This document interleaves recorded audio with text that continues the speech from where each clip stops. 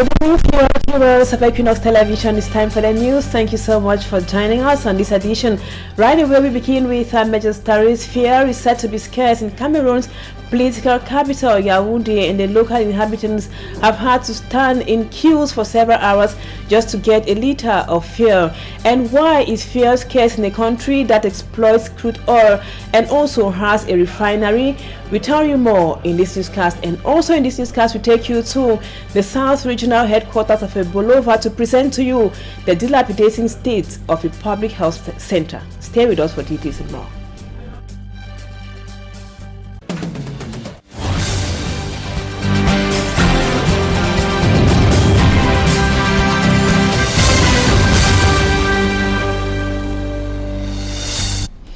Welcome back, viewers. To begin this edition of the news in the south region of the country, precisely in Ebolova, where the health personnel of a public health center in Ebolova have deserted that center. They say the environment or the facility is completely dilapidated, and also the environment is full with wild vegetation. Innocent as in the report which comes up next presents to us the state of a public health center in Ebolova. He is not going hunting, but visiting the Mayoville Integrated Health Center in the South region, being swallowed by wild vegetation. The frightful environment and poor states of materials and equipment have scared away patients and medical staff. Only a nurse was seen here upon our arrival in this health institution in Ebolova 1. These unfavorable conditions, we are told, scare the population who prefer to suffer at home than come here to aggravate their condition. During the rainy season, the whole hospital is inundated. We don't have lights here because of a short circuit problem. Each time we install bulbs, they get blown within days. When we receive a patient here at night, we make use of the torchlights of our mobile phones. At times, we refer the patients elsewhere. Nous sommes obligés d'utiliser nos téléphones pour consulter, pour faire les soins. Parfois, on demande aux malades d'aller ailleurs.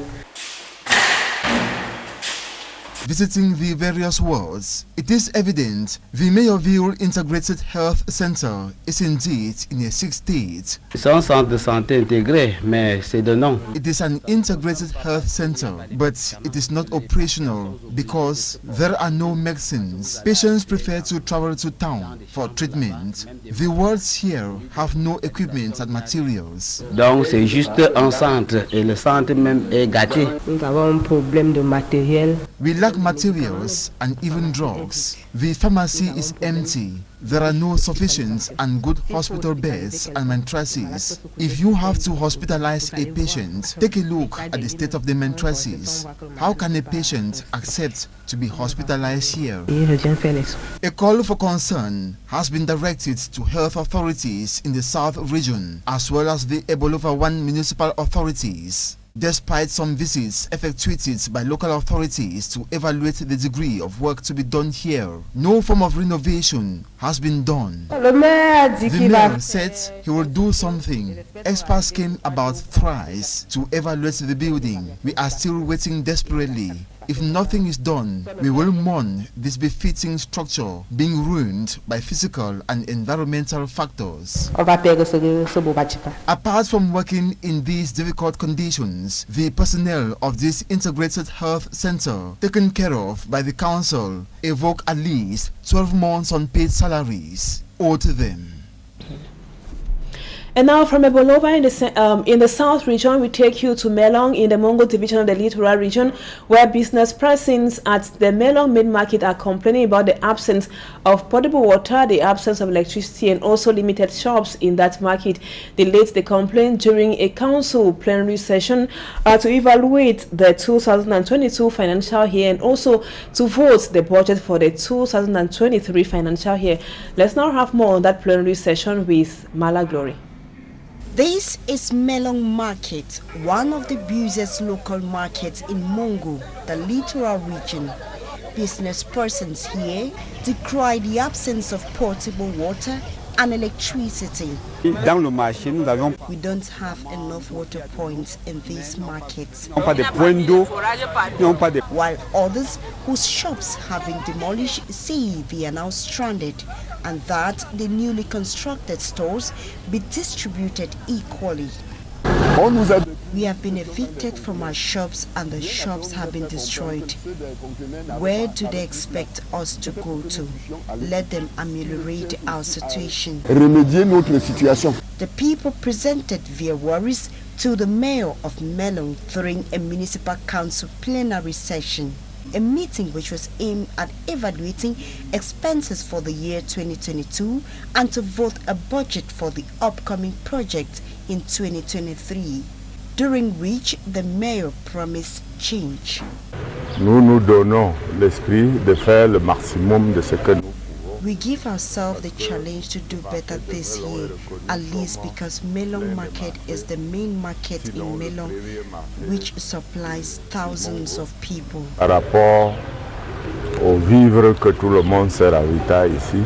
The meeting ended with the councillors unanimously voting a budget of 1,463,217,573 francs CFA for the financial year 2023. The mayor and his councillors hope to realize more projects this year compared to the previous year characterized by economic crisis. And now parents of students of the government bilingual high school in Kribi in the Ocean Division have given 14 days to the outgoing PTA Bureau to give a balance sheet of their activities in the last 5 years. They say it is only when that is being done that a new bureau can be voted to manage the activities of GBHS, GBHS Kribi in the years to come. Let's now have more with Innocent Aze. It was the 10th General Assembly of the Parents Teachers Association, PTA, of Government's Bilingual High School Kribi in the Ocean Division of the South Region. The parents and teachers are finding it difficult to set up a new PTA bureau to replace the old one. According to them, there cannot be an election when the outgoing bureau has not presented a balance sheet of their 5-year rule to show how funds were managed and guide the new bureau on where to start and how to run the PTA affairs. The General Assembly had no agenda. We just found ourselves in the midst of election. What's of it? Electing a new bureau without the old one presenting a balance sheet of their work for 5 years. It is not done. Impossible. It is incomprehensible. We want things to be done rightly. The principal and his outgoing bureau have been given 14 days to present a balance sheet of their work by the disgruntled parents and teachers. The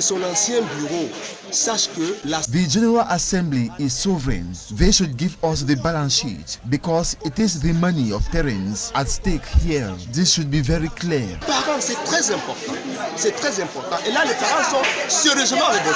An issue that must be addressed by all possible means, he adds.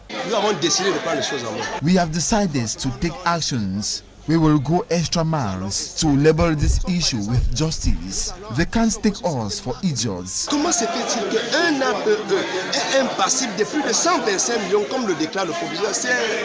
Moi je comprends pas ça. The election of the new PTA bureau has thus been postponed till the outgoing bureau presents the demanded balance sheet.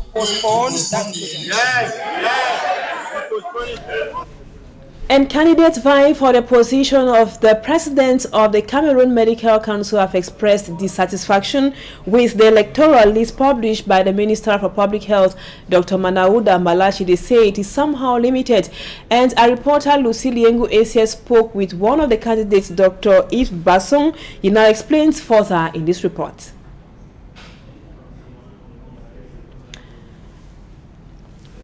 3 days after the publication of the electoral list for elections within the Cameroon Medical Council, published by the Minister of Public Health, Dr. Manauda Malachi, some candidates disagree with the minister's decision, which according to them did not respect the legal electoral code. Dr. Yves Basson is one of the contestants for the post of president, CMC. there is no legal disposition that gives the right to the minister to be the one to establish the roster of doctor enrolled with the CMC. Rather, the Article 34, of the law number 90-036 of the 10th of August 1990 says that it is to the CMC to regularly update the roster of the CMC and communicate it to the public health minister. So today, seeing the minister establishing himself who is supposed to vote, who is not supposed to vote, who is updated, who is not updated, is illegal. They also say the elective General Assembly also failed because of poor organization, which they expect the minister to pay attention. The CMC succeeded to have its first ever electoral code on the 21st of June 2022. So the question remained the same. If we succeeded to have our first ever electoral code on the 21st of June 2022, how were the first executive elected? What was the electoral code that they were using? This brings us an answer that's very simple. That means before the CMC executive were illegally elected. This does not question the fact that they were elected by our colleagues. We recognize that they were elected by our colleagues, but without an official and legal electoral code. The payment of annual dues, which is supposed to be mandatory, candidates add that they were fixed by former CMC executives who, according to them, were illegally elected. The Minister of Public Health should ask the CMC Treasury to take some money and pay transport for doctors who are coming from fast so that they should come and participate. And finally, we also saw that the roster is having many doctors who are dead and some are not living in Cameroon. So allowing people to use proxies or power of attorney to vote will bring more trouble. So we think that we should allow only doctors who are physically present to participate to the vote. The election slated 18th of January. Candidates also expect all enrolled with the Cameroon Medical Council to be part of the vote. And now out of Cameroon, we take you to neighboring Nigeria. Nigerians are currently preparing to vote a new president of the Federal Republic of Nigeria that would be next month, precisely on February 25. And who is who on the presidential race in Nigeria is a central question at the moment. And now, considering the political and economic links between Cameroon and Nigeria, as staffman for me, Armstrong Sanders takes interest in the presidential candidate. The 25th February 2023 presidential election promises to be the most competitive, most talked about, and one with the highest rate of youth participation since the return to democratic rule in the Federal Republic of Nigeria.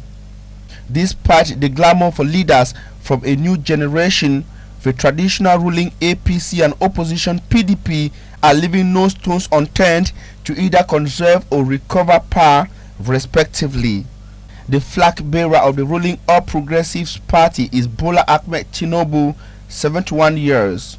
Born in southwestern Nigeria, Bola Ahmed Tinubu is an accountant and a politician who served as the governor of Lagos State from 1999 to 2007.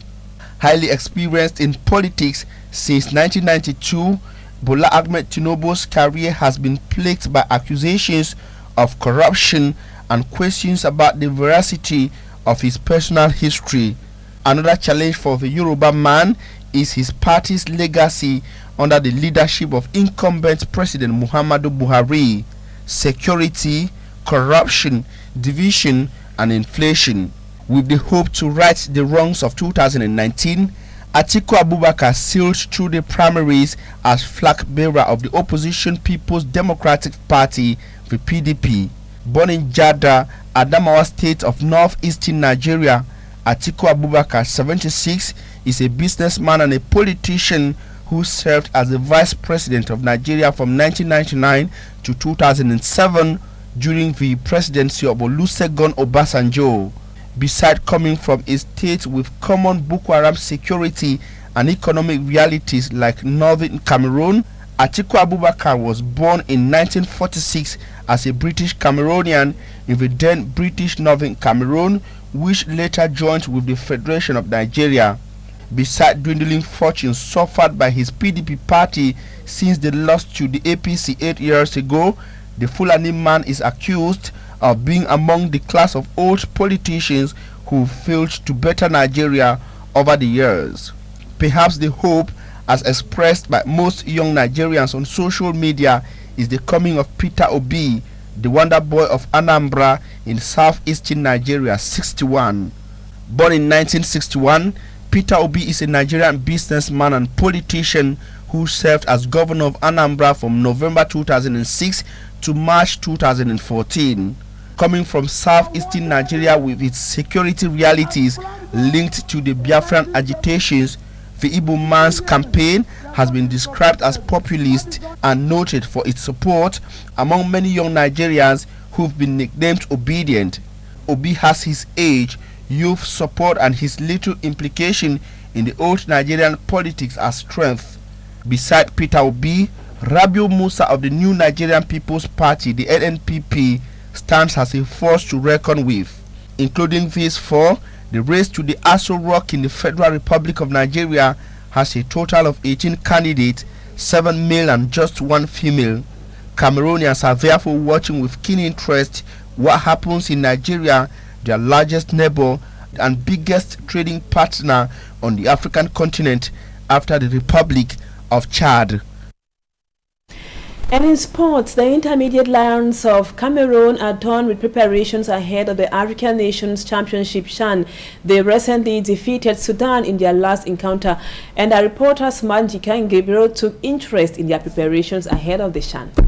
4 goals scored, 2 goals conceded in 2 drawn matches and a victory is the record of the intermediate Lions who are preparing to take part in the African Nations Championship CHAN due to start in Algeria in the days ahead. The boys of coach Saidou Alioum, who have been in the city of Tunisia since the 3rd of January 2023, have been acclimatizing ahead of their move to Algeria. In their first warm-up game, the intermediate Lions scored first against Uganda before being caught in the second segment of the match, and the game finally ended in a 1-1 tie. During their second warm-up game against Ivory Coast, it was still the intermediate Lions who opened scores but were unable to keep their lead as they were caught up by the home base Elephant. That game also ended in a 1-1 draw. In the last warm-up match of the intermediate Lions, the boys of coach Saidou Alioum opened scores during the first half and later increased tally in the second half. The match ended in favor of the intermediate Lions, 2-0. Before leaving the country for Tunisia, the intermediate Lions had played 2 matches against Canon Sportif and Eding Football Club of Lekie, all Yaoundé-based clubs. The intermediate Lions won Canon by 2-1 and drew 1-1 against Eding FC of Lekie. After the 3 warm-up matches in Tunis, coach Saidou Alioum will have more days to fine-tune his strategies in Tunis and will leave for Oran in Algeria on Friday 13th of January 2023. The intermediate Lions will get into the CHAN competition on the 16th of January 2023 against the Red Devils of Congo-Brazzaville. Cameroon is yet to win the title of the African Nations Championship, which is being dominated by the Democratic Republic of Congo and Morocco, who all have 2 trophies to their names. And now, before we move over to the second part of the news, we come back to this element. We announced in the headlines, fear is said to be scarce in the nation's political capital, Yaoundé, and people have had to stand on long queues just to get a liter of fuel. And why is fuel scarce in a country that has or that exploits crude oil and also has an oil refinery? We put the question to an economist, Edmond Kouyaté, who blamed the problem or attributes the problem to production and distribution disruptions.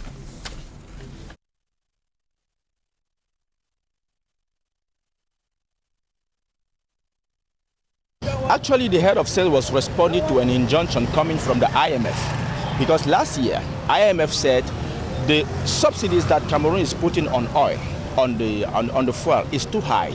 And the head of state came out with the figures: 700 billion for the fuel and 75 billion for the domestic gas, which is very high.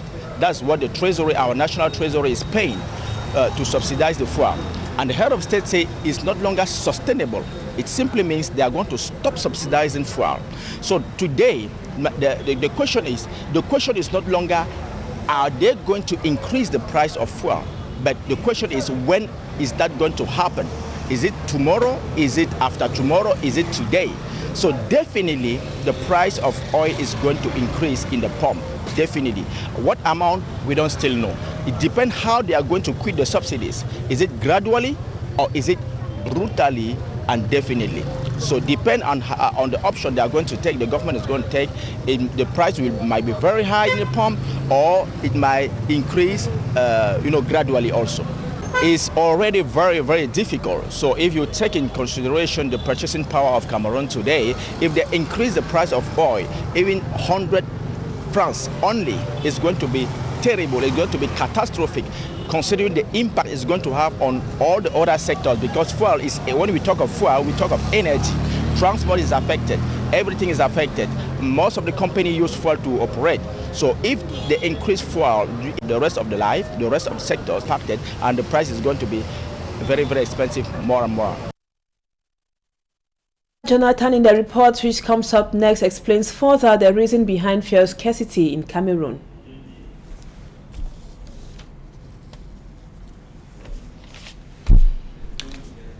We will be coming back to that report, viewers, in our subsequent editions of the news. Thank you so much for being with us. Don't go away. Talking Points comes up next.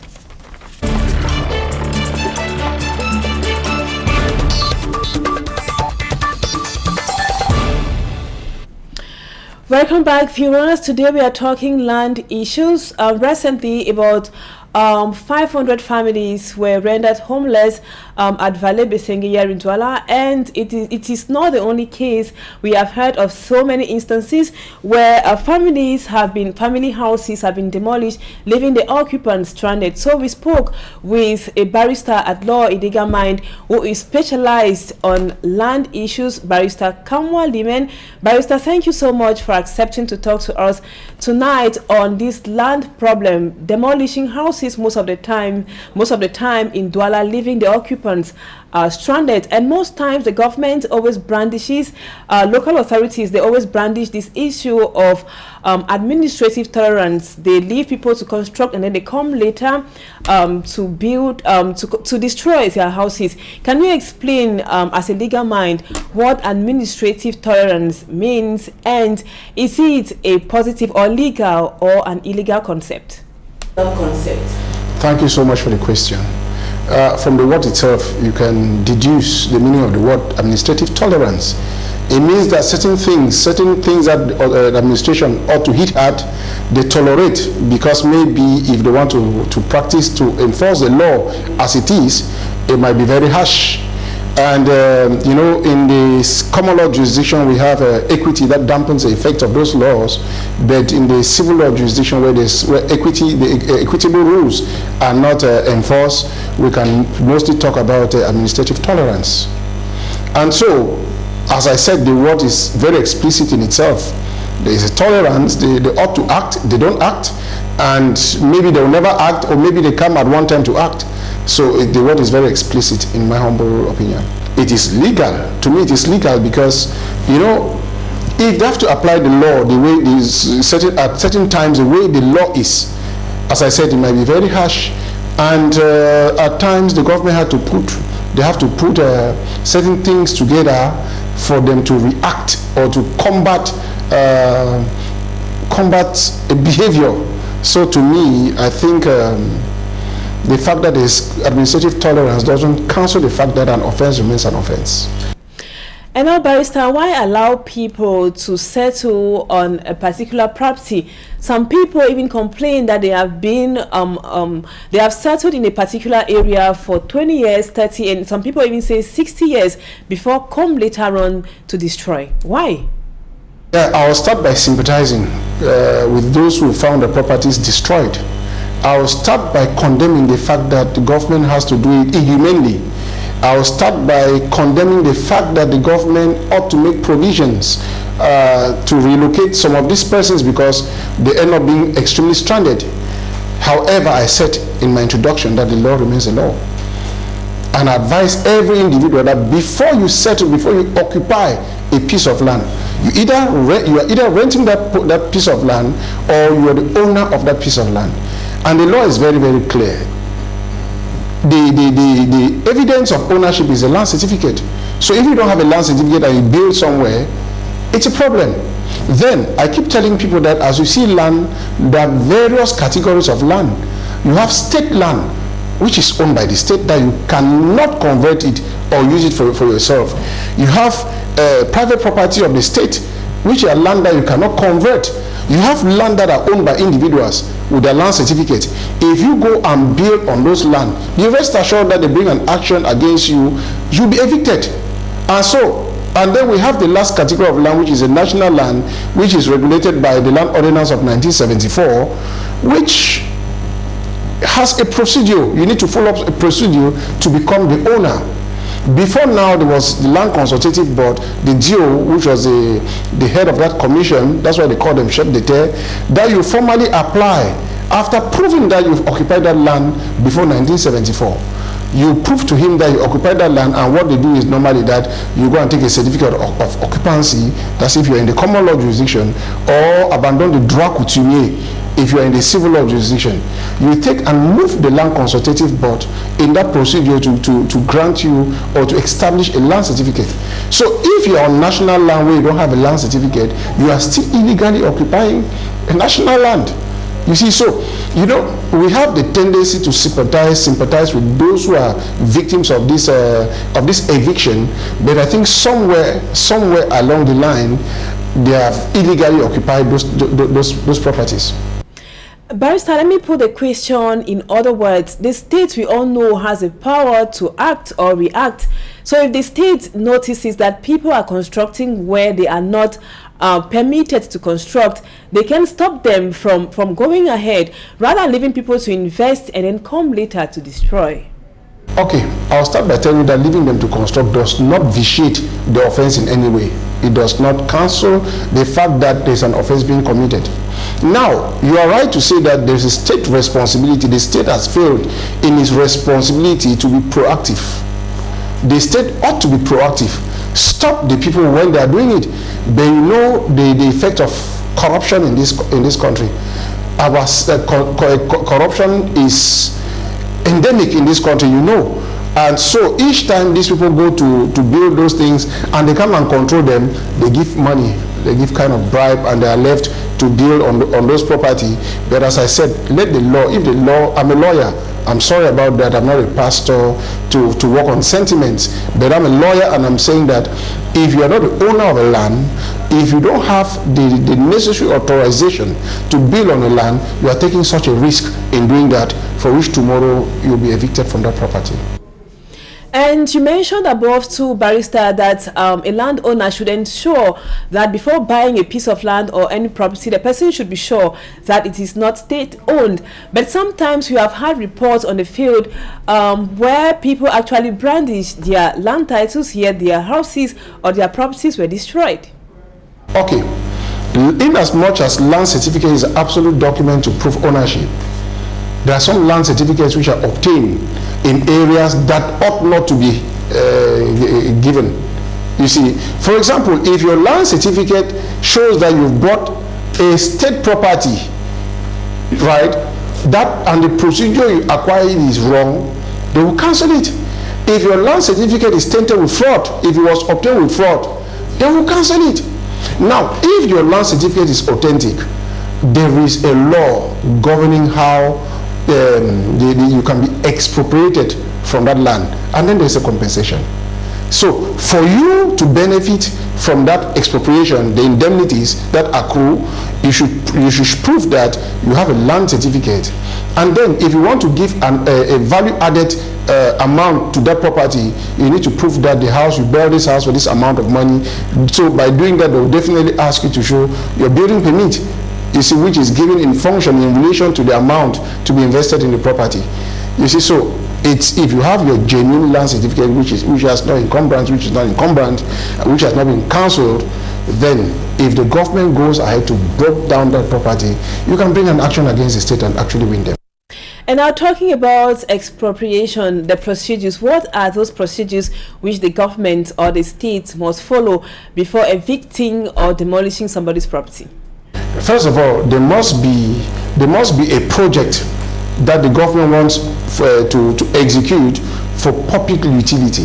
For example, if a road has to pass through your land, if they have to create a company that will employ so many people, if they want to do something, develop the area for public benefit, a benefit is a public, the government will come first of all and mark those areas and identify the persons, the owners of the land. And then they will go, the senior divisional officer will open a list of those people and identify and how do I say it, give a value of the assets, and then it takes a presidential decree to expropriate. And then when that is done, you pay your right. And there are instances in Cameroon where people have been expropriated and paid and compensated. So it's not it's something which is regulated by the law. It is regulated. And therefore, if anyone is a victim that they had the land certificate and were expropriated and were not compensated, they can bring an action against the state and actually win, because that was a violation. Barrister, talking about compensation, we know it's a somehow problematic issue in our society. Why is it difficult for the state to compensate those who are being evicted?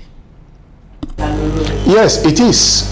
It is. But the difficulty is that, you see, the government will give you the price, they'll take into consideration the price of the land. And then they'll take further into consideration the value of what you've put on the land, for example, a house. And it becomes very difficult, because for them to give you a right value, you must have had a permission to build that building. So if you build that building in illegality, not having those documents, it becomes problematic, you see. So, but my appeal therefore is that for every law, they should give a human face. There's a human face, there's a human right attached to the fact that people they need a good habit to stay, and so the government should be a bit more relaxed and give the true value of what represents the interests of the victims. And you know, at times it's due to corruption that people want to get some money before they give you the real value. And then there are this dishonesty that some administrators, they want to instead pass for the true owners, like what happened in Kribi. The senior division officer in Kribi was locked up because they try to make some documents to pass off as the landowners to benefit from that, from those indemnities, those compensation. So I think lawyers are there for the purpose of making people receive what they are supposed to receive as per the law. If you're a victim, see a lawyer and you have your money, you'll be compensated. And also, Barrister, from what information we always get on the field, most people always, I don't want to say claim, they always say that they were surprised somehow, because sometimes you see them still struggling to remove their roof, some you see them with their beds and other equipment outside. Is it possible for the state to come and evict people from their houses, whether they have land titles or not, without informing them prior to the eviction? No, you cannot put down somebody's property without him being informed. Most of them are just being dishonest.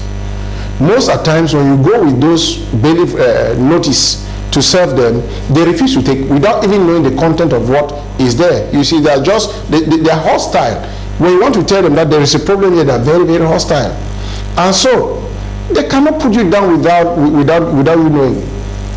At times they say that they didn't give us enough time to pack up, and then you ask, when did they tell you? You go and discover that the person has documents showing that maybe 3-4 years they started a procedure and that they were notified, they never went to court, all those things, and then they start playing victims.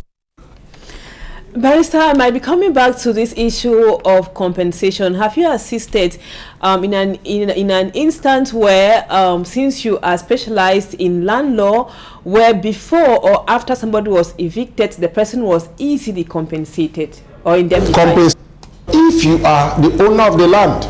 In most cases you see on television, they are not the owners of the land. You see, there are certain portions of there are certain land that you cannot acquire. The private property of the state belongs to the state. The public property of the state belongs to the state. For example, if you go and you are building around the neighborhood of the airport, that area is emerged as a public public property of the state. If you go, you can never have a land certificate there. And when you don't have a land certificate, how then do you build on the property which is not your property? And now leaving people to construct and stay for so many years and then come to destroy. Who does it benefit? Because what we know, it doesn't benefit the common man because they are stranded and they are suffering. And is there no way that the state can do it otherwise rather than come and leave them frustrated? Well, I think the people who construct, they benefit a bit because they stayed on property without being evicted. And I think it's a bad image for the government. It's a bad image for the government because they have a social responsibility. The government has a social responsibility to provide accommodation to its citizens or to facilitate its citizens to have accommodation, which is a fundamental human right. And so, if I was in the position of the lawmakers or the persons to execute those kind of judgments, I will want to maybe try a kind of negotiation with the persons involved. Maybe you show them a low-cost land to buy, and you see. But when you do that equally, there is a boomerang effect. People will start doing that. People will start committing that for you to relocate them. You see, so it is a very, very complex issue. And the advice I will give is that don't take the risk to build on a plot which is not your own. Don't for whatever reason, don't take the risk. I have my plot in Makepe. The government school came and built their fence and encroached and took 580 square meters of my land. I brought an action against the state. I won the case, and a few days ago the fence was put down. That is a law, and the state enforced that law. It's a government school encroaching into my land. I got a court decision and it was broken by the same state, meaning that the state does not simply preach against what is done. They equally can permit that you put down the structures that have violated your right to ownership. Besides the brief advice you just gave out to the barrister, I don't know if you can talk a little extensively on what legal advice would you give to people out there watching us so they do not fall victims of demolition or eviction, because the exercise of demolishing houses in some neighborhoods in the city of Douala seems to be continuing. What advice to those watching us? You know, my specialty is land law, and the advice I give clients is that don't buy a property when I've not done investigation and validate before you buy. When you want to buy, the law is very clear. If it's a land with land certificate, the transaction is done in front of a notary. And before you go in front of a notary, the lawyer carries out investigations at the law of land department to be sure that the land is not encumbrant, the land does actually belong to the seller. And if it's national land, you know the steps to take to acquire. And then if it's private property or public property of the state, you advise them, don't dare. So for you to buy a piece of land, take the time to consult a lawyer. Pay for the lawyer to investigate and advise you properly. You will not be victims tomorrow. Thank you, Barrister Kamwa Lime, for accepting to talk to us on some land issues people might be ignorant about. Thank you, and hope to have you some other time. And viewers, thank you so much for being with us on Equinoxe Television.